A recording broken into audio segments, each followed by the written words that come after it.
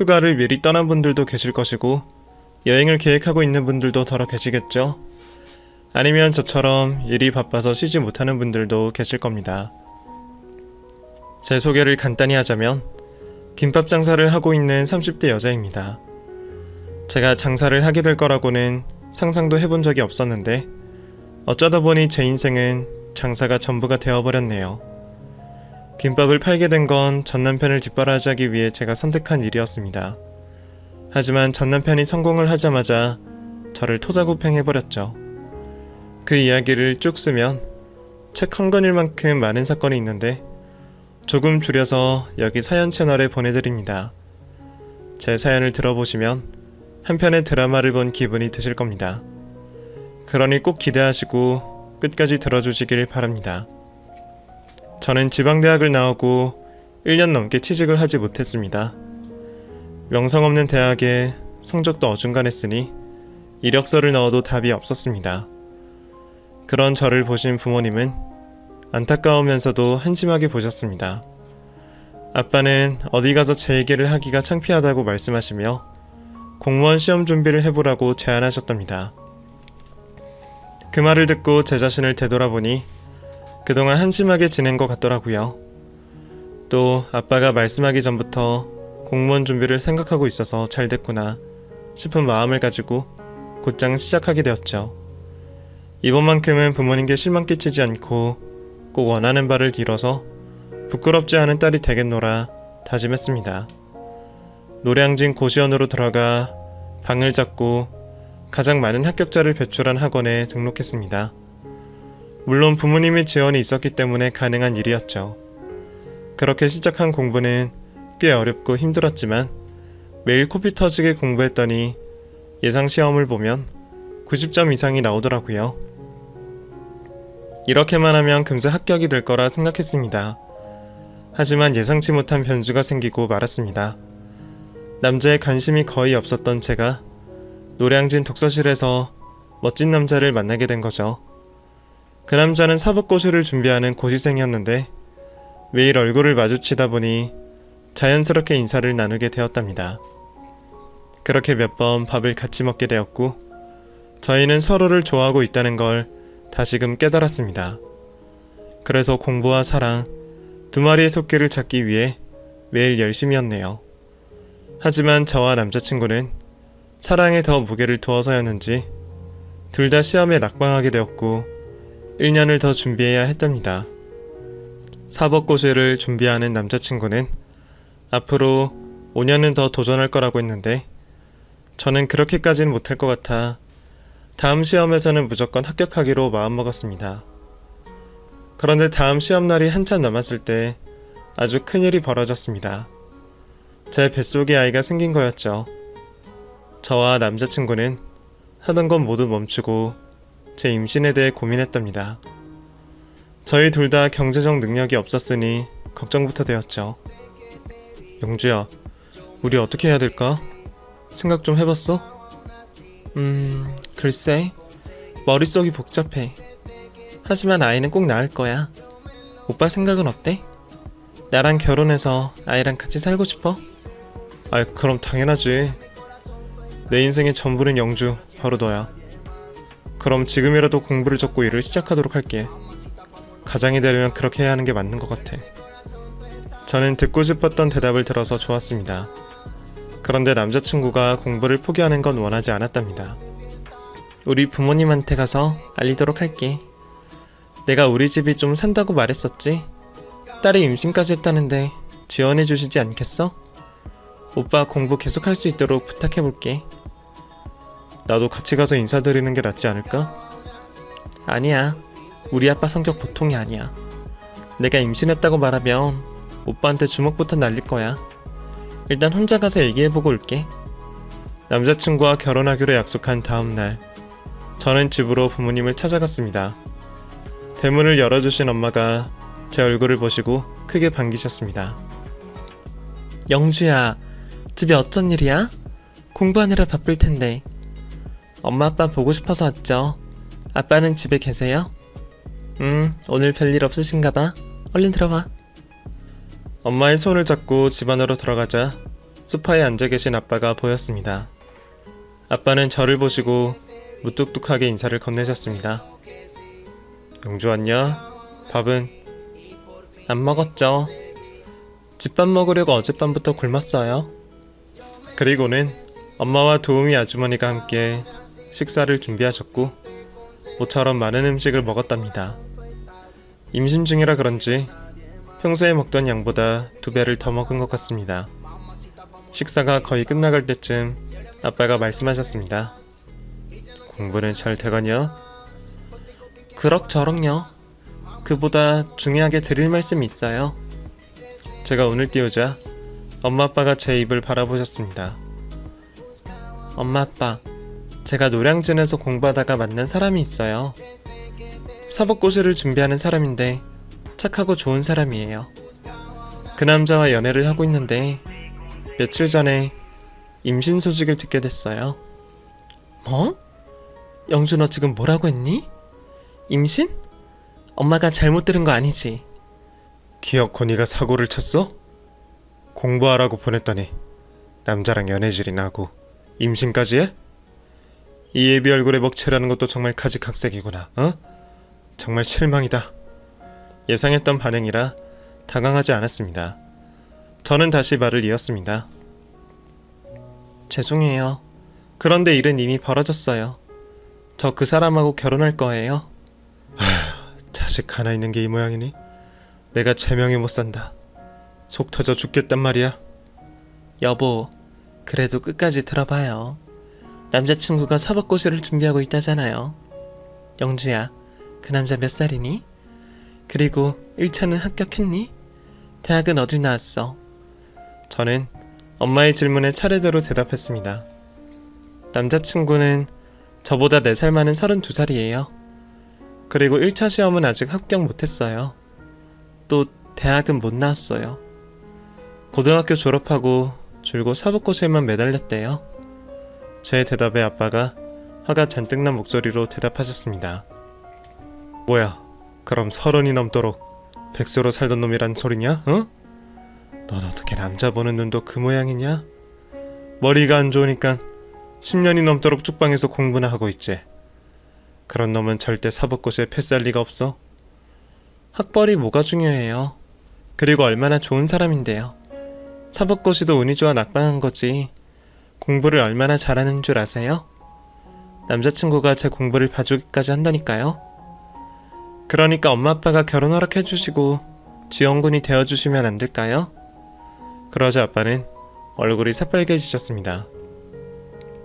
참나, 기가 막혀서 말이 안 나오네. 지금 나더러 네 남편 될 놈까지 뒷바라지 하라는 게냐? 어? 이게 말이 된다고 생각해? 다 집어치워라. 그런 놈하고 결혼한다는 건 말도 안 되니까 애 낳을 생각하지 말고 집에 들어와서 살아. 아무것도 하지 말고 조용히 지내라고. 엄마 생각도 마찬가지야. 영주 네 나이는 아직 젊어. 벌써 애 엄마가 되는 거 말도 안 되고 비전 없는 남자랑 결혼하는 건 더더욱 말이 안 돼. 비전이 없다뇨. 그 사람은 분명 사법고시를 패스하고 변호사가 될 거예요. 그리고 아이를 낳지 말라뇨. 그게 딸한테 할 소리예요? 제 주장에 엄마는 설득하듯이 말씀하셨는데 아빠는 격분하셨습니다. 이놈의 자식아, 네가 뭘 잘했다고 부모한테 언성을 높여. 네가 지금까지 스스로 해낸 게 뭐가 있어. 부모 잘 만나서 편하게 먹고 살았으면 이런 식으로 불효는 하지 말아야 할 것 아니냐. 마음에 드는 구석이 없으면 중간이라도 가야 될 거 아니야. 어? 그깟 공부 하나도 제대로 못하는 게 애를 낳겠다고? 잡소리 집어치우고 지금부터 집 밖으로 나가지 마라. 만약 그놈한테 가겠다면 널 호적에서 파버릴 테니까. 여보, 말이 좀 심하잖아요. 좋게 말로 설득하면 되지. 그렇게까지 기분 상하는 말을 할 필요가 있어요? 이렇게 해야 정신을 차릴 거 아니야. 영주, 너 다신 그놈 만날 생각하지 마. 제가 살아오면서 늘 실망하게 해드린 건 인정하고 반성하지만 지금 이 순간은 부모님께 등을 돌리고 나가야겠다고 판단했습니다. 뱃속의 아이를 지키고 남자친구와 끝까지 사랑을 지키기로 마음먹었습니다. 아빠 뜻이 그렇다면 호적에서 절 파세요. 전 무슨 일이 있어도 아이를 낳을 것이고 남자친구와 결혼할 거예요. 제가 부모님 없으면 아무것도 못 이룰 것 같으세요? 뭐야? 너 지금 부모와 연을 끊겠다는 거냐? 자식 하나 있는 게 대체 왜 이 모양이야? 아빠가 먼저 그렇게 하자면서요. 그리고 여지껏 저한테 실망만 해왔으니 이 집으로 돌아온다고 해서 뭐가 달라지겠어요? 아빠 성에 안 차는 딸로 살게 뻔하니까 제가 나가도록 할게요. 흥분한 저는 마음속 응어리의 말들을 서슴없이 꺼내버렸고 부모님께 큰 충격을 드렸습니다. 결국 아빠는 저에게 나가라고 고함을 치셨습니다. 엄마는 고개를 가로저으며 제 편을 들어줄 수 없으니 다시 생각해서 정리하고 집으로 돌아오라고 말씀하셨고요. 하지만 저는 제 인생을 포기하고 싶지 않아 정리 따위 하지 않았답니다. 다시 노량진으로 가서 남자친구를 만나 속상한 마음을 전했습니다. 그러자 그는 자신이 책임지겠다고 말했습니다. 영주야, 걱정하지 마. 이렇게 된 이상 우리끼리라도 계획을 세워야지. 내가 공부를 그만두고 일을 구하도록 할게. 얼마 전에 나랑 같이 공부하던 친구놈이 공장에 들어갔는데 월급도 많이 주고 대우도 좋다고 하더라. 내가 하겠다고 하면 친구가 자리를 알아봐 준다고 했어. 오빠, 공부를 그만두겠다는 말은 하지마.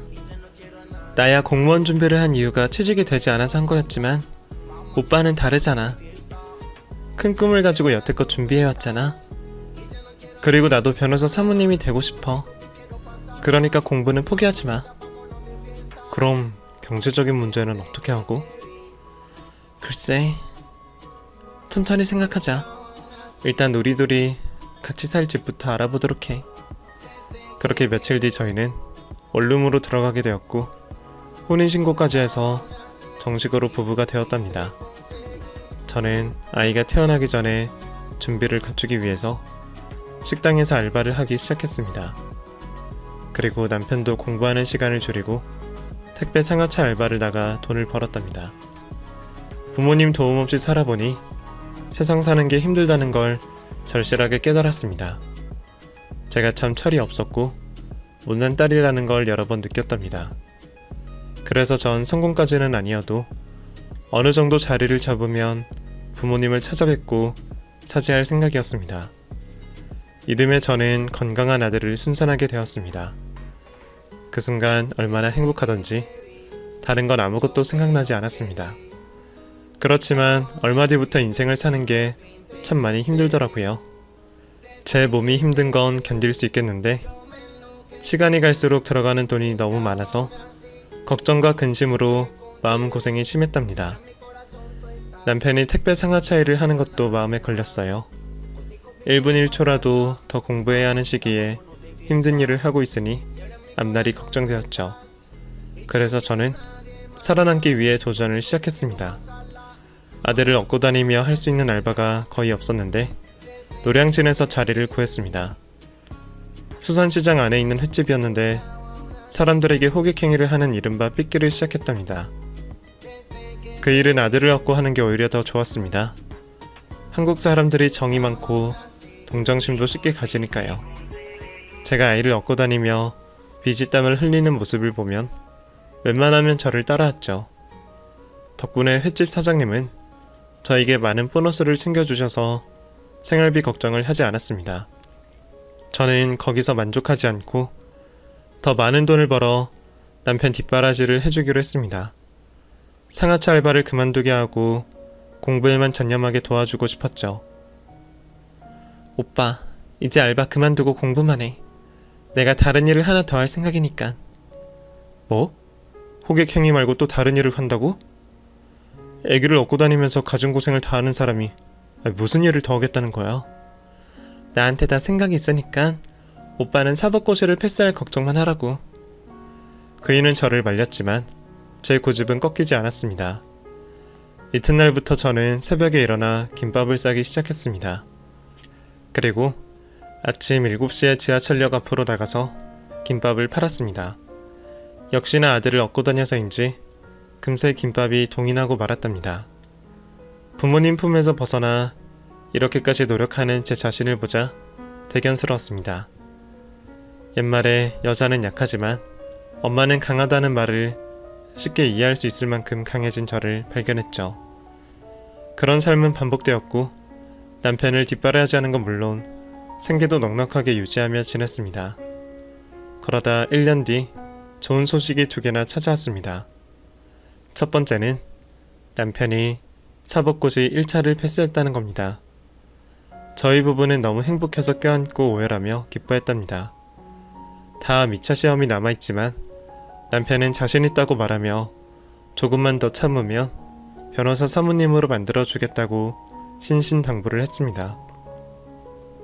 두 번째 소식으로는 제가 그동안 모았던 돈으로 작은 김밥집을 열게 되었다는 겁니다. 저 혼자 힘으로 벌어서 가게까지 내게 되었으니 감회가 새롭기도 하고 믿기지도 않았습니다. 저는 김밥집을 운영하면서 변함없이 아침마다 지하철역 앞에서 김밥을 팔았고 낮 시간에는 고시생들을 상대로 장사했답니다. 김밥 한 줄에 1,500원이었는데 하루에 200줄 이상을 팔아서 매일 30만원 이상의 매출을 올렸네요. 하루도 쉬지 않고 일했으니 한 달에 거의 900만원을 벌어들인 거죠. 그렇게 좋은 일들이 쏟아지며 매일 행복하게 잘 지내고 있는데 뉴스에서 무시무시한 소식을 전했습니다. 2017년을 마지막으로 사법고시가 폐지된다는 뉴스였습니다. 그 말은 남편에게 사법고시 2차 시험이 단 한 번의 도전밖에 남지 않았다는 겁니다. 여기서 떨어지면 그동안 공부해왔던 게 모두 무너져버리는 거였죠. 이에 남편은 매일 쌍코피를 흘릴 정도로 열심히 공부했습니다. 잠을 거의 포기하고 밥도 챙겨 먹지 않고 화장실 가는 시간까지 아꼈답니다. 몇 달 뒤 마지막 사법고시 시험이 열렸고 남편은 마지막 도전을 하게 되었습니다. 시험장에서 나온 남편은 시험을 잘 봤는지 확신이 서지 않는다며 안타까운 표정을 지었습니다. 자기야, 나 떨어지면 어떡하지? 그런 재수없는 소리 하지 마. 오빠는 분명히 합격할 거야. 그렇게 열심히 준비했는데 하늘이 무심하게 떨어뜨리지 않을 거라고. 게다가 어젯밤 꿈자리도 좋았어. 대통령이 나오는 꿈을 꿨다니까? 정말이야? 아, 제발 붙었으면 좋겠다. 자기가 그동안 나 때문에 고생한 게 물거품이 되지 말아야 할 텐데. 에이, 잘 될 거라고 했잖아. 기죽지 말고 어깨 펴. 오빠가 우리 집 가장이라는 거 잊었어? 그래, 잘 될 거라 믿자. 그동안 정말 고생 많았어, 영주야. 내가 꼭 호강시켜 줄 테니까 조금만 버텨줘. 그렇게 저는 일상으로 돌아갔고 남편은 시험 결과가 나올 때까지 택배 상하차 일을 하루에 14시간씩 했습니다. 그리고 대망의 합격자 발표일이 다가왔습니다. 저와 오빠는 두근대는 마음으로 인터넷 홈페이지에 접속했고 수험번호와 이름을 하나씩 확인했습니다. 그런데 제 남편의 이름이 거기에 올라 있었습니다. 오빠, 여기 오빠 이름이 있어. 합격이라고. 와, 정말이네. 됐어. 영주야, 이제 고생 끝이다. 고생 많았어, 오빠. 합격 축하해. 영주야, 이건 나 혼자 합격한 게 아니야. 너와 같이 합격한 거라고. 네가 없었더라면 이런 일은 벌어지지 않았을 거라고. 저희 두 사람은 부둥켜 안고 지난 날들의 고생을 떠올리며 뜨거운 눈물을 한참 동안 쏟아냈습니다. 그렇게 남편은 연수원을 다녀와서 변호사가 되었네요. 그의 변호사 사무실은 제가 모은 돈으로 마련해 줬습니다. 작은 평소였지만 법원 근처에 있는 상가에 자리를 잡았답니다. 남편은 이제부터 자기가 버는 돈은 모두 제 것이라며 조금 여유가 생기면 바로 김밥집을 그만두고 사모님 놀이를 하라고 일렀답니다. 그래서 전 남편을 믿고 조금만 더 일하고 육아에만 전념하는 주부로 살기로 계획했습니다. 다행히 의뢰인들이 남편의 사무실을 많이 찾아주어서 금세 소문이 나서 돈을 많이 벌게 되었죠. 1년 동안 그이가 번 돈과 김밥집을 정리한 돈으로 전세 아파트로 이사를 했습니다. 제 인생이 쫙 피기 시작한 거죠. 저는 집에서 아들을 돌보는 것과 남편의 내조를 하며 비교적 편한 생활을 하게 되었고, 여유가 생겨 요리 공부까지 하며 재밌는 날들을 보냈습니다. 마음의 여유가 생기니 부모님 생각이 나더라고요. 저는 용기 내어서 엄마한테 연락을 드렸는데 전화를 받지 않으셨어요. 아빠한테는 연락할 용기가 없어서 못 구했고요. 그래서 조금 더 있다가 남편과 찾아뵙기로 생각만 하고 있었답니다. 그렇게 남편이 벌어다 주는 돈으로 호의호식하며 변호사 사모님으로 지냈습니다. 그런데 자리가 바뀌면 사람도 변한다더니 제 남편도 예외는 아니었습니다. 저를 대하는 태도가 어쩐지 부하 직원을 다루는 것 같았답니다.